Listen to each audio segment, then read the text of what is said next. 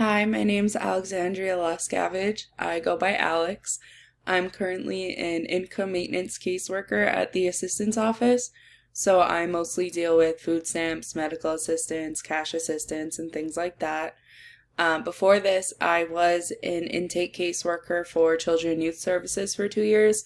I feel like that experience has helped me the most throughout this program. One thing I have enjoyed throughout this program is collaborating with my classmates. I really enjoyed the discussions and the group projects. I feel like we have a lot to learn from each other. I've definitely learned a lot so far just from everybody's different backgrounds in the field or in other fields, life experiences, just everybody's different perspectives on things.